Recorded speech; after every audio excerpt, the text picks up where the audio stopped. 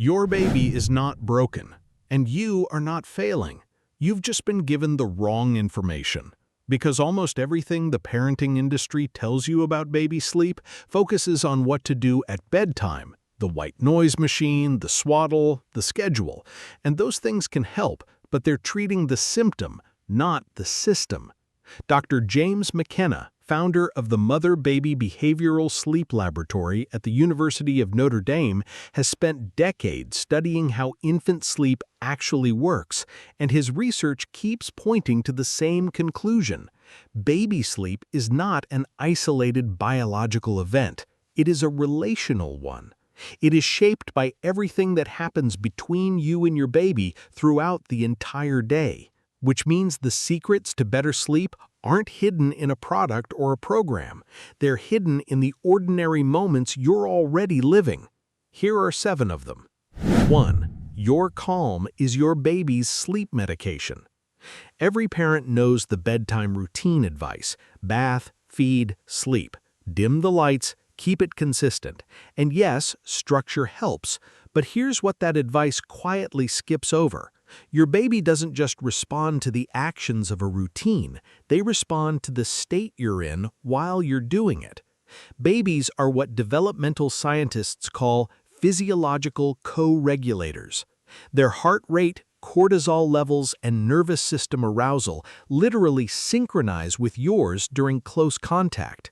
Dr. Ruth Feldman at Bar Island University has documented this physiological synchrony extensively, showing that a caregiver's internal state transfers to the infant's body in real time.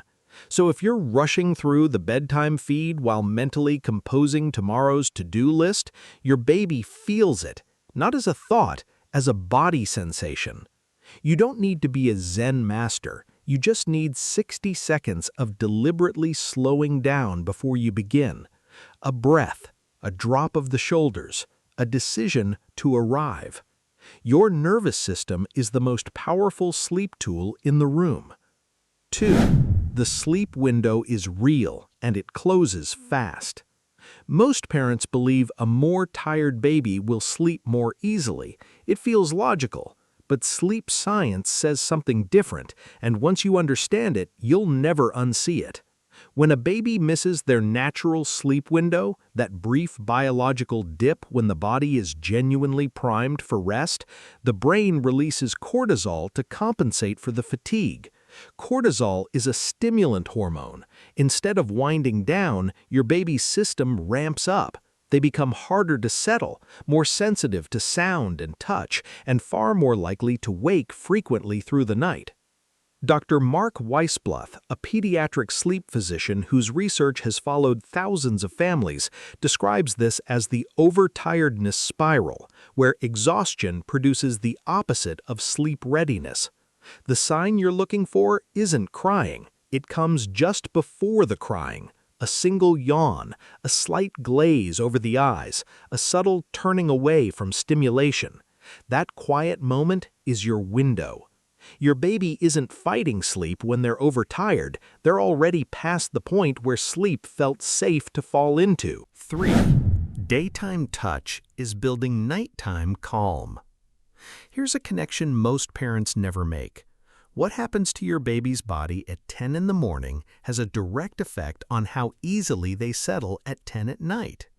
Slow, gentle, intentional touch, the kind that happens during baby wearing, skin to skin, or even an unhurried nappy change, activates a specific nerve fiber called the C-tactile afferent. This fiber sends signals directly to the brain's emotional regulation center, reducing cortisol and releasing oxytocin. Dr. Francis McGlone at Liverpool John Moores University has described this system as the body's built-in mechanism for social bonding and physiological calm. Babies who experience high-quality touch contact throughout the day accumulate what you might think of as a calm reserve, a lower baseline of nervous system arousal that makes the transition into sleep easier come evening. This isn't about carrying your baby every hour. It's about the quality of the contact you already have. Slow your hands down during a feed. Let a moment of holding be just that, a moment of holding. You are writing calm into their body with your touch, and they carry it with them into the night. 4. The sound environment is never background noise to your baby. You've adapted to your home's soundscape, the television in another room, the notifications, the conversation, the street noise. To your nervous system, it's all filtered out. To your babies, none of it is. Research from the Brain Development Lab at the University of Oregon has shown that chronic exposure to unpredictable auditory variation, sudden sounds, inconsistent noise levels, verbal chaos, activates the infant stress response in ways that accumulate across the day and fragment sleep architecture at night. Babies raised in high auditory chaos environments show more frequent night waking and more difficulty with sleep transitions. The key word is unpredictability, not volume.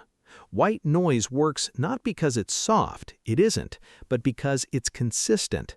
It creates a steady auditory backdrop the nervous system stops having to monitor for threat.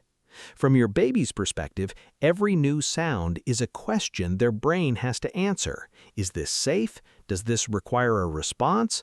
Predictable sound answers that question in advance. Nothing to watch, nothing to prepare for. You can rest now. 5. Your face is a sleep signal. In those final minutes before sleep, the last feed, the quiet rocking, the settling, your baby is looking for something very specific. Not movement, though both matter, your face. Dr. Edward Tronick's still face experiment at UMass Boston became one of the most replicated studies in developmental psychology. When a caregiver's face goes emotionally blank and unresponsive, even for 2 minutes, infants show immediate and measurable distress. Heart rate increases, cortisol rises, self-soothing behaviors escalate. The nervous system reads an unavailable face as a safety warning. Now consider what a low-level version of that looks like every night. A parent scrolling through their phone during the bedtime feed, eyes drifting to the ceiling during the rock, present in body, absent in gaze. Your baby is scanning your face for the signal that says, all is well, you can let go. You don't need to stare deeply for 20 minutes, just a few moments of real present eye contact, no screen, no drift, just your face actually there. That might be the most underrated sleep intervention that exists. If you've stayed with this video to the halfway point, you're already thinking about your baby differently than most parents do, and that shift in understanding is exactly what this channel is built for. If you haven't subscribed yet, now is the moment, because the next video goes deep into why some babies wake at the same time every single night, and what their sleep cycle biology is actually doing. You won't want to miss it. 6. How your baby falls asleep is how they expect to wake up. If your baby only falls asleep while nursing or being rocked or held in a very specific way, you haven't made a mistake. You've created an association, and your baby's brain has encoded it far more deeply than you realize. Here's the science. Babies cycle through light and deep sleep multiple times each night, with brief natural arousals between each cycle. Adults do too, but we resettle automatically because we remember falling asleep in a bed and the bed is still there.